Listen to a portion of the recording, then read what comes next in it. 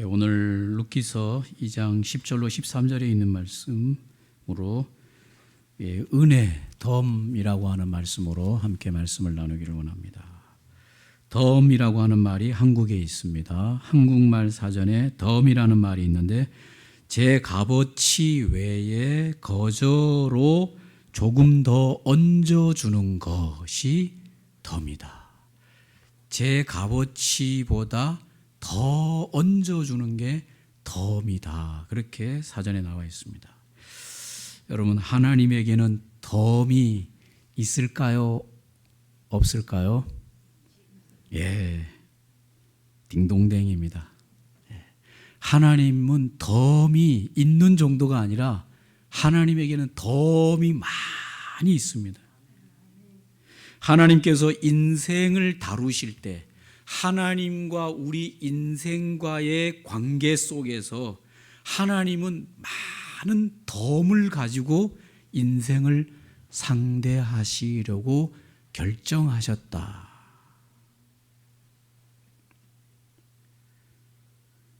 강릉 농산물 시장에 가면 청과 상해가 여러 곳이 있습니다. 강릉 농산물 시장 거기 가면 아주 청과 상들이 여러 개가 있는데 제가 제 아내랑 가면 다른 청과 상에는 돌아보지도 않고 딱 한 군데만 무조건 직진으로 갑니다. 다른 데는 돌아보지도 않아요. 딱 한 군데 직진으로 그 청과 상을 향해서 가서 거기서 물건을 사가지고 뒤도 안 돌아보고 그냥 옵니다. 왜 그곳으로 가느냐? 그곳의 주인은 덤을 많이 줘요. 뭘 과일을 사든지 뭐 교회 필요한 거 뭐 이렇게 사잖아요.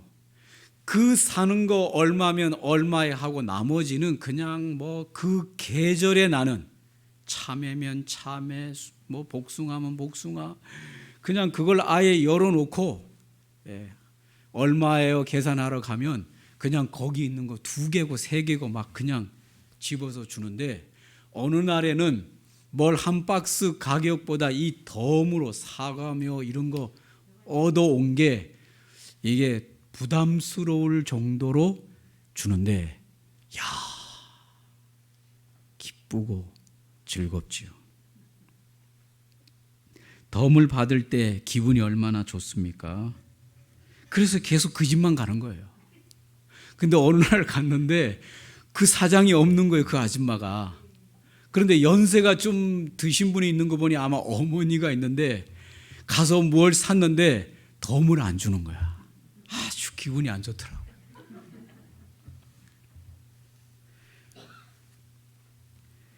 반대로 이 애누리가 없는 집이 있잖아요. 아무리 제값을 주고 그게 원래 그 값이라고 해도 깎지도 못하고 깎아주지도 않고 뭘 덤으로 서비스도 안 주면 재미가 없어요. 즐겁지 않아요. 그래서 저는 개인적으로 이 정찰제 파는 데는 별로 영 마음에 안 들어요. 심지어 촌스럽게 정찰제 가는 데 가가지고 이거 안 깎아주냐고 물어봐요. 그러면 옆에서 옆구리 콕 찌르면서 여기는 그냥 이 상표에 이 나온 가격대로 받는 데라고. 그러면 또 때를 쓰면서 뭐라도 하나 이래 뭐 좀 덤으로 주는 거 없냐고 또 물어봐요. 맞아요. 양말 같은 거라도 하나. 그런 거라도 하나 받아와야 야, 기쁨이 있는데 그런 것도 안 주는 정찰제 가게들을 가보면 참 재미가 별로 없어요. 한날은 뭐 유명하다는 횟집에 목사님들 특별 모임이 있어서 갔습니다. 근데 어떤 목사님이 딱 지갑을 열더니 10,000원짜리 지폐를 딱 꺼내가지고 그 이제 상을 차려주는 직원분이 있는데 그 직원분에게 딱 드리면서 맛있게 좀 잘 차려주십시오. 그렇게 한 거예요. 이 참 목사님들도 이런 문화가 이게 잘 습관이 안 돼 있다 보니까 좀 저도 놀라서 이렇게 했는데 그 직원이 기쁘게 그 목사님들 식사 그 테이블을 쫙 서빙을 해주면서 그 직원이 기쁘게 테이블을 섬겨주면서 재량으로 금방 잡은 이 생선이 완 회라고 덤으로 또 이렇게 한 사라를 가지고 와가지고 드시라고 주는 거예요. 덤이 서로 오고 가는 거죠. 덤을 팁을 주고 또 여기 직원은 자기 재량으로 덤으로 또 이렇게 금방 잡은 생선을 회로 더 추가로 드셔보셔라. 덤이 오고 갈 때 기분이 서로 좋은 거 아니겠습니까? 기독교의 은혜에 대한 오해가 있어요. 기독교 안에 이 은혜라고 하는 것에 대한 오해. 자기가 노력한 대가만큼 얻어야지 노력 이상을 기대하는 것이 정당한가? 자기의 노력도 없이 하나님으로부터 거저 얻으려고만 하는 것이 정당한가? 물론 이 두 가지의 내용이 어느 정도 일리가 있습니다. 하지만 하나님과 우리 인생 사이에 적용할 수는 없습니다. 하나님은 우리 인생을 상대할 때 애누리 없이 상대하지를 않으세요. 정당하게만 상대하지 않으세요. 한 것만큼만 그렇게 상대하는 분이 아니십니다. 하나님은 우리 인생을 상대할 때 은혜로 상대해 주시고 많은 덤을 준비해서 상대해 주시고 그걸 아예 청과 상의 사장처럼 아예 한 박스를 풀어놓고 시작하는 거예요.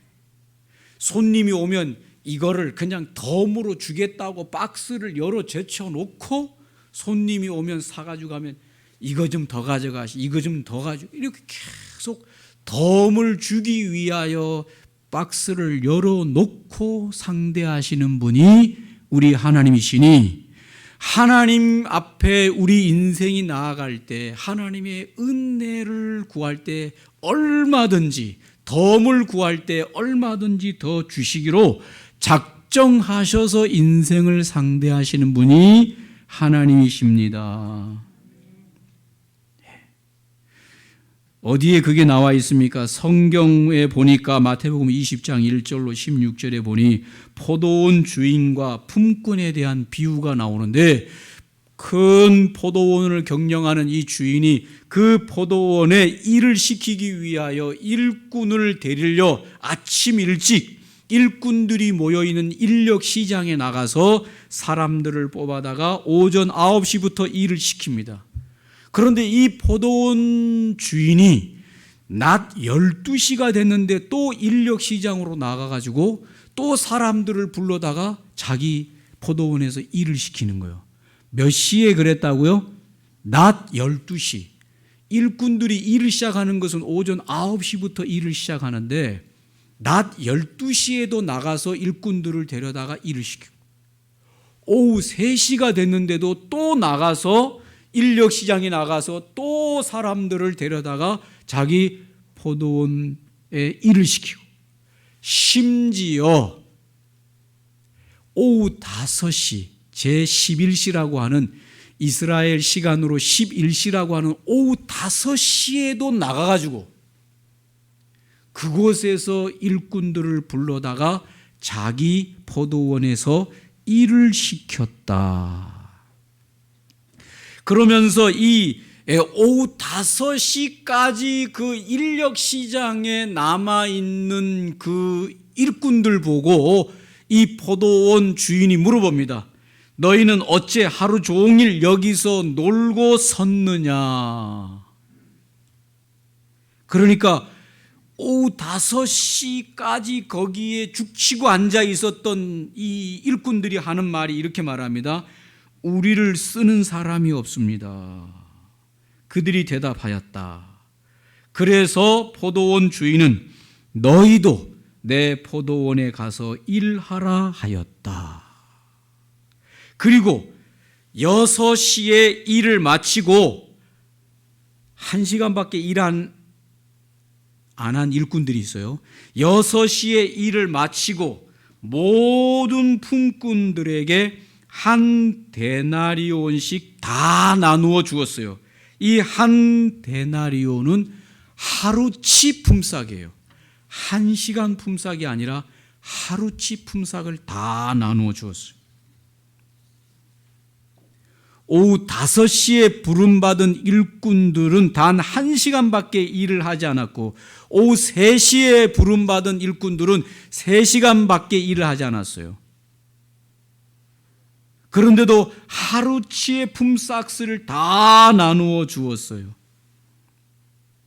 오후 5시에 불러서 하루치의 품삯을 준 주인과 이 일하러 온 품꾼과의 상관관계는 뭐가 있을까요? 없을까요? 없어요.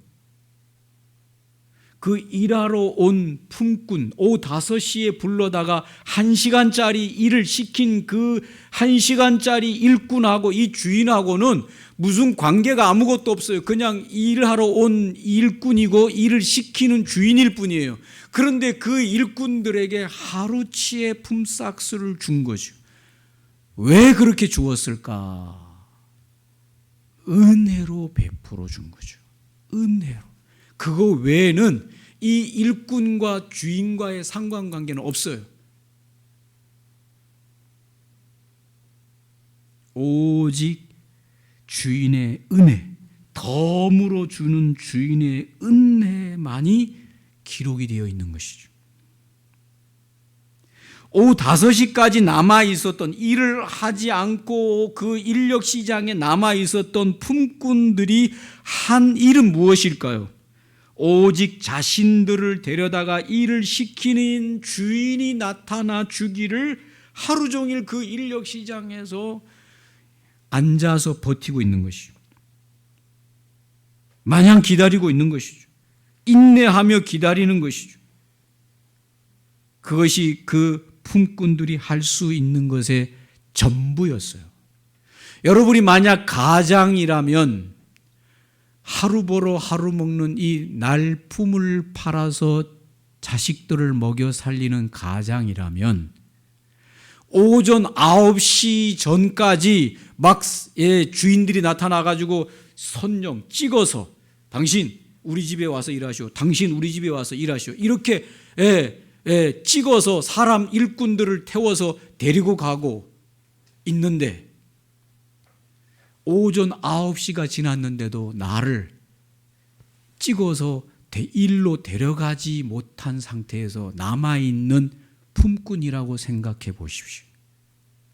이미 벌써 9시가 훌쩍 지나서 10시가 지나서 이제는 이 일꾼들을 데려가는 사람이 별로 나타나지 않는, 주인이 별로 없는 그 시간대 계속 거기에 남아있는 품꾼이라고 생각해 보십시오. 그들이 거기를 떠나지 못하고 그 자리에 계속 인력 시장에 죽치고 남아있는 이유는 뭘까요? 집에 기다리고 있는 자식들 때문이고, 아버지가 나가서 일을 해서 돈을 하루에 품삯을 벌어서 그것을 가지고 저녁에 돌아올 때 그 하루를 먹어야 될 자식들의 먹을 끼니를 구해가지고 돌아오기를 기다리는 자식과 그 가족들을 생각하니 그 자리를 뜰 수가 없이 계속해서 그 자리에 기다리고, 여제나 저제나 혹시라도 아니면 낮 12시가 됐는데도 그 자리를 떠나지 못하는 것은 한날이 아니라 이제 반날의 품이라도 누가 와서 나를 써주지 않을까라고 기다리는 그 품꾼의 심정이 오죽하겠습니까?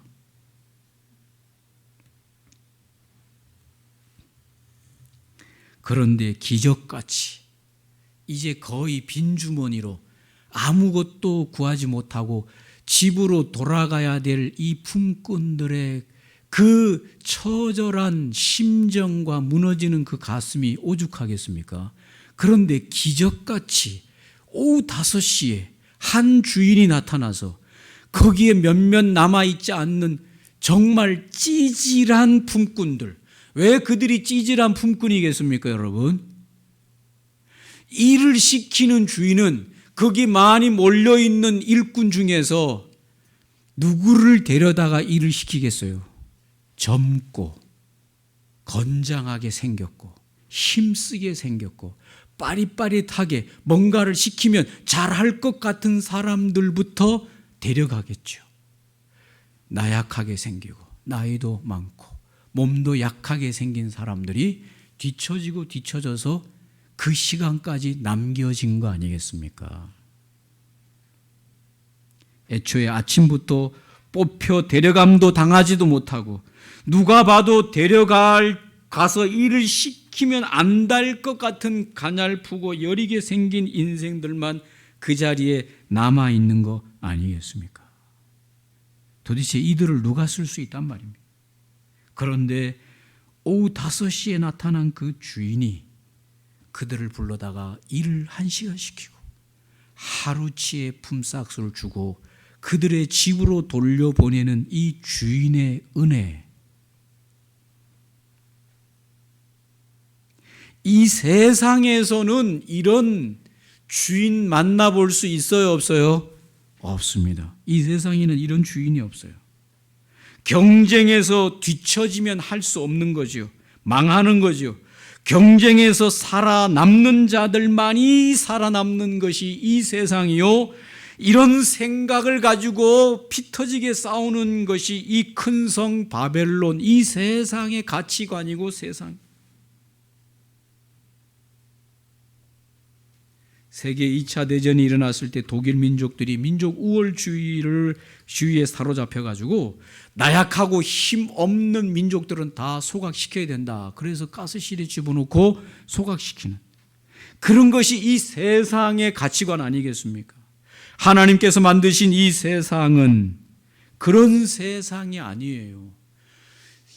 이 큰 성 바벨론, 이 세상은 경쟁에서 살아남지 못한 자들은 다 도태되고 죽어야 되고 소각시켜야 되고 그들은 자연 도태돼야 된다는 생각을 가지고 있지만 찌질한 인생들은 다 이 땅 가운데서 정말 소멸돼야 된다 생각하지만 하나님이 만드신 진짜 이 세상은 그런 세상이 아니라 하나님이 또 세워가야 될 세상은 그런 세상이 아니라 이 세상을 은혜가 있는 세상, 덤을 받을 수 있는 세상을 만드시는 것이 하나님이 이 세상을 바라보는 세상입니다. 믿습니까? 그래서 하나님은 지금도 이 아름다운 가을 햇살을 모두에게 공평하게 나리워 주시는 것이죠. 공기와 햇빛과 물과 계절과 이런 모든 것들을 모든 인생들에게 덤으로 지금 은혜로 나리워 주고 계시는 것이죠. 사랑하는 성도 여러분, 어떤 인생이 이 하나님의 은혜와 이 덤에 참여할 수 있는가? 하나님이 이런 많은 은혜와 덤을 인간을 상대할 때 쌓아놨어요. 준비를 어마어마하게 해놨어요. 그런데 이 덤을 어떤 인생은 받고 어떤 인생은 이 하나님으로부터의 이 은혜와 덤을 못 받아요. 어떤 인생이 받을 수 있냐? 하나님에게 열린 마음과 생각을 가진 자들이 받을 수 있다. 하나님께서 하늘에서 엄청난 비를 내리신다고 해도 그 마개를 닫아놓고 있는 병에는 물 한 방울 들어가지 않고 메마른 곳이 되어지는 것이죠. 비가 내리지 않아서 그곳에 물이 들어가지 않은 것이 아니라 마음을 닫아 놓았기 때문에 하나님의 이 은혜의 비를 맞을 수가 없고 담을 수가 없는 것이죠. 그래서 주님이 말씀하시기를 구하라 그러면 너희에게 주실 것이다. 할렐루야. 구하는 자에게 주신다는 것이죠. 하나님 앞에 겸손히 도우심을 간구하는 자에게 하나님의 은혜를 겸손하게 구하는 자에게, 덤을 구하는 인생에게 하나님은 많은 것을 준비해 놨고, 그렇게 나오는 겸손한 마음, 열린 마음을 가진 자에게 하나님은 무한한 은혜와 덤을 베풀어 주셔서 이 경쟁 사회 속에서 나는 나약하고 경쟁에 뒤처지고 내가 뭔가를 살아남을 수 있는 내 힘의 노력으로는 부치지만 하나님의 은혜와 덤의 역사로 말미암아 이 세상 속에서 평강과 은혜 속에 살아갈 수 있도록 하나님이 이 세상을 만드셨다. 도움을 구하고 요청하지 않는데, 하나님에게 나와서 도움을 구하고 요청하지 않는데 어떻게 하나님께서 그 많은 은혜와 덤을 그 인생에게 줄 수 있겠어요? 요청하지 않는 자에게 도움을 주는 것은 오히려 상대에 대한 신뢰가 되는 거죠. 그렇습니까? 안 그렇습니까? 그렇죠. 오지랖이 넓은 거죠. 도와달라고 하지도 않았는데 막 가서 도와주면 그 사람이 싫어하는지 좋아하는지도 모르고, 오히려 그런 사람을, 도와주는 사람을 뭐라고 하는 거죠. 그래요, 안 그래요? 저 사람 저 오지랖이 넓어서 요청하지도 않았는데 가가지고 막 설친다, 이런 말을 듣는 거죠. 그러나 도와달라고 할 때 도와주는 것은 귀한 사람으로 보는 거죠. 하나님이 아무리 많은 것을 우리를 위해서 준비했어도 우리가 도와주십시오. 요청하지 않으면 하나님이 도우실 수가 없는 것입니다. 그러나 여러분, 쉽게 인간이 진실로 하나님의 도움을 요청하는 기도를 들으시냐? 그렇지 않아요. 다 하나님에게 나아가서 주세요 이렇게 할 것 같죠? 안 그런 인간이 많아요. 하나님이 안 주셔서가 아니라 그 인간이 구하지 않는다니까요. 그래서 주님이 말씀하시기를 너희가 얻지 못하는 것은 뭐 때문에 그랬습니까? 구하지 않기 때문이다. 의외로 많은 사람들이 하나님 앞에 나가서 하나님 앞에 도움을 어린아이처럼 도와달라고 정말 겸손하게 구하지 않습니다. 왜 그렇습니까? 교만함에 벗겨지지 않기 때문입니다. 이 자만심이 벗겨지지 않기 때문입니다. 이것이 바로 인간의 죄악인 것이죠. 오늘 본문 룻기서에는 스스로의 노력과 힘으로는 도저히 이 기업도 후손도 이을 수 없는 한 이방 여인에 대한 하나님의 은혜를 베풀어 주시는 장면을 통해서 하나님이 어떤 분이신지를 또 보여주시는 것이죠. 모압 땅으로 이민을 간 엘리멜렉의 두 아들 말론과 기럨과 그의 부인 나오미가 모압 땅으로 이민을 갔는데, 이민 가가지고 무슨 일이 벌어졌는지 모르지만 이민 가자마자 엘리멜렉이 죽습니다. 그리고 두 아들과 엄마만 남았는데 이 두 아들 말론과 기럨이 모압 여자를 얻어서 결혼을, 이스라엘 사람으로는 도저히, 이스라엘 신앙으로는 도저히 받아들이기가 어려운데 모압 이방 여인을 며느리로 삼아서 결혼을 시켜요. 아마 조건은 있었겠지요. 내 아들과 결혼하려면 우리가 믿는 여호와의 신앙을 받아들여야 된다. 그 조건으로 받아들이겠다, 이런 조건으로 아마 결혼을 시켰겠지요. 그런데 결혼하고 자식도 낳기도 전에 말론 첫째 아들도 죽고 둘째 아들 기럨까지 죽고 실 남기지도 못하고 죽었어요.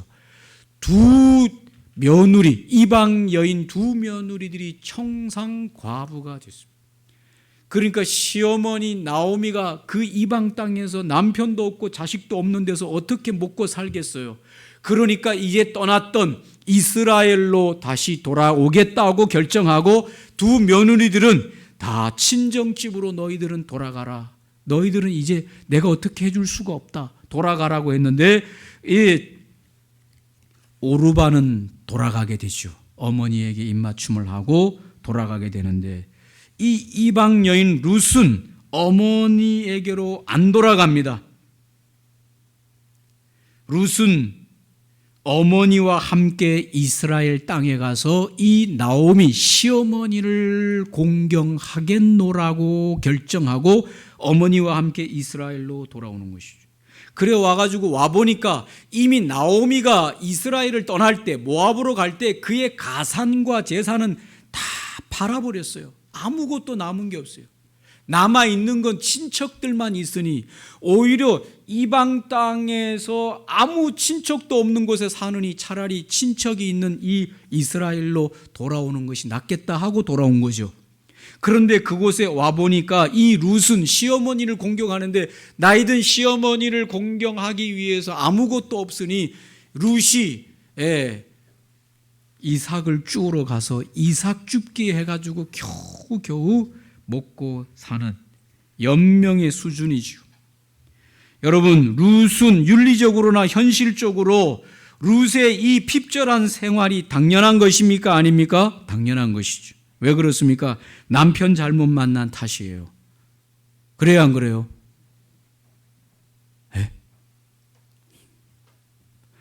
잘된 거는 남편 잘 만나서 잘 된 거고, 잘못된 건 누구를 못 만나서 그래요? 남편 잘못 만나서. 남편 잘못 만나가지고 룻이 고생하는 것이고, 또 하나는 제대로 된 집안에 시집 오지 못한 것이 잘못이고, 그래요, 안 그래요? 그런 거예요. 사실이요. 남편 잘못 만나서 남편이 일찍 죽어, 그 다음에 지질이 아무것도 없는 집안에 시집 와가지고 그냥 고생해. 만약에 어마어마한 재벌가의 집인데 남편 일찍 죽으면 얼마나 좋아요. 나머지는 다 며느리 차지가 돼가지고 그냥 떵떵거리고 이방 땅에서 살았을 텐데 아무것도 없는 집안이야. 남편이 죽어 아무것도 없어. 그래가지고 친정의 시어머니를 돌아오니 남은 건 고통뿐이죠. 이건 누가 선택한 겁니까? 룻이 선택한 것이죠. 그러니까 룻이 그 고통당하는 건 당연한 것이지, 누구에게도 어떤 뭔가를 하소연할 수 있을 게 없어요. 네가 남편을 선택했고, 네가 그 집안을 선택했고, 네가 친정으로 가라고 했는데 네가 시어머니를 따라가고 선택해서 네가 아무것도 없는 데서 그냥 이삭을 주어서 연명하는 인생이 되는 건 다 네 책임이다. 누구한테 하소연하겠어요? 없죠. 그런데 오늘 그 집에, 그 집안으로 베들레헴으로 돌아가서 사는데, 그곳에서 보아스의 집에, 보아스의 땅에서 이삭을 줍게 하는데, 그 보아스가 이 죽은 시아버지와의 친척 관계인데, 이 친척들 중에서 이제 참 이 하나님의 은혜가 있는 자들은 불쌍한 친척, 몇 총간인지는 모르지만 친척 관계에서 재산 잃고 뭐 다 해서 굶어 죽게 생겼으면 돈이 있고 은혜가 있는 친척은 그 팔아버린 재산을, 자기 돈을 주고 그 재산을 다시 팔았던 걸 돌려와서 그 가난한 친척에게 주고 그걸로 먹고 살도록 도와주는 거죠. 몇 총간인지는 모르지만.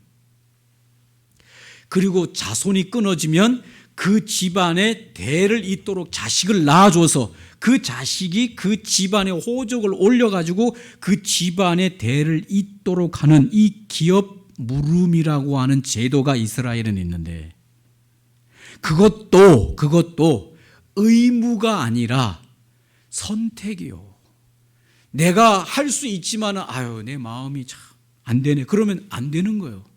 그거를 내 돈 들여서 내가 또 자식을 낳은 내 자식을 그 집안에 호적을 올려서 그 집안 자식으로 만들어줘서 대를 잇게 하는 거, 이게 여러분 쉬운 게 아니죠.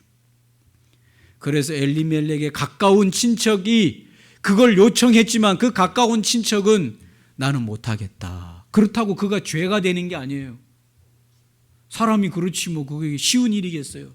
그런데 이 보아스라고 하는 사람이 마음이 감동이 되어서 다 털고 다 잃어버리고 이방 며느리 하나 데리고 돌아온 이 나오미를 위해서 그가 엘리멜렉이라고 이 보아스가 마음이 감동되어 은혜를 베풀어 주는데 엘리멜렉이 팔고 갔던 모든 가산을 되찾아 주고 그의 며느리를 통해서 자식을 낳아서 나오미에게로 그 자식을 주어서 그 자식이 대를 잇게 했는데 그 자식이 누구냐?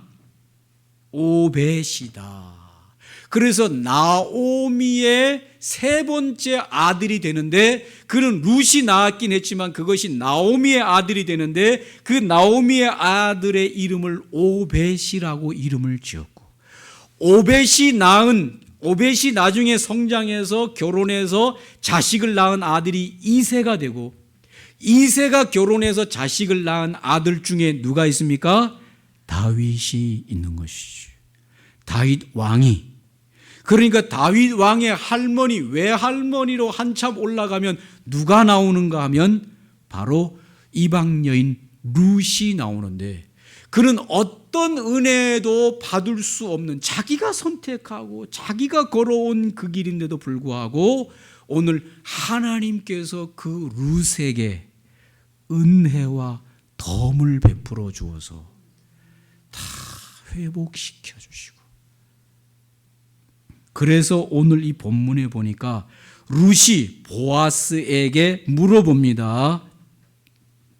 뭐라고 물어봅니까? 10절에 어찌하여 내게 은혜를 베푸시며 나를 돌보시나이까 하니 보아스가 그에게 대답하여 이르되 네 남편이 죽은 후로 네가 시어머니에게 행한 모든 것과 내 부모와 고국을 떠나 전에 알지 못하던 백성에게로 온 일이 내게 분명히 알려졌느니라. 여호와께서 너에게 행한 일에 보답하시기를 원하며 이스라엘의 하나님 여호와께서 그의 날개 아래 보호를 받으러 온 너에게 온전한 상 주시기를 원하노라 하는지라. 저는 오늘 여기서 중요한 것은 뭡니까? 이스라엘의 하나님 여호와께서는 이방 여인이든지 누구든지 그 하나님에게 겸손히 은혜를 구하고 나오는 자에게 상을 베풀어 주시는 은혜를 베풀어 주시는 여호와임을 네가 알기를 원한다. 할렐루야. 오늘 이 이방 여인 룻은 저와 여러분의 인생입니다. 우리가 선택해서 우리가 걸어온 길, 우리에게는 어떤 누구에게도 뭔가를 받을 수 없는 인생이지만은 하나님에게 우리 인생을 맡기고 하나님의 은혜를 구하러 나갈 때 하나님은 당신에게 은혜를 구하는 오로 나오는 자에게 그 날개 아래 보호를 받으러 온 자에게 온전한 은혜, 덤, 상을 주시는 분임을 네가 알기를 원한다. 할렐루야. 한 해 동안 저와 여러분이 하나님의 은혜의 날개 아래 나아가서 하나님 은혜를 베풀어 주십시오. 하나님 도와주십시오. 하나님 감당할 힘을 주십시오. 하나님 이것을 감당할 수 있도록 도와주십시오. 하나님에게 겸손하게 나아가서 은혜를 구하는 자에게는 그 날개 아래 하나님이 은혜를 베푸시는 이 추수감사절에 하나님의 은혜가 컸음을 기억합니다. 할렐루야. 우리 전도사님들 잠깐 은혜 카드를 쓸 수 있는 카드를 잠깐 나눠주시고 마치면 좋겠습니다. 오늘 잠깐 볼펜하고 카드하고 나눠드릴 테니까 여러분 한 장씩 받으시고 소원의 카드가 아니에요. 뭐 해주세요 이런 소원 카드는 나중에 신년도에 쓰면 좋겠고 지금은 감사의 카드. 여러분의 마음으로 하나님에게 한 해 동안 감사했던 마음을 이렇게 쓰세요. 그걸 나중에 다 걷어서 나무에다가 다 이렇게 붙이도록 하겠습니다. 이름을 쓰고 싶은 분은 이름을 써도 되고 이름을 안 쓰고 싶은 분은 안 쓰셔도 되고 한 5분 동안 여러분에게 저도 쓰고 여러분도 쓰고 그냥 마음으로만 생각하던 거하고 또 달라요. 예, 글로 하나님에게 여러분 이름을 안 쓰면 누가 썼는지 모르겠죠. 하나님하고 여러분만 아시겠죠. 뭐 그렇다고 뭐 감사한데 이름을 쓰셔도 되고 저도 한 장 주시고요. 볼펜 안 나오시는 분은 다른 볼펜이 많이 있습니다. 달라고 전사님들께 해주시고.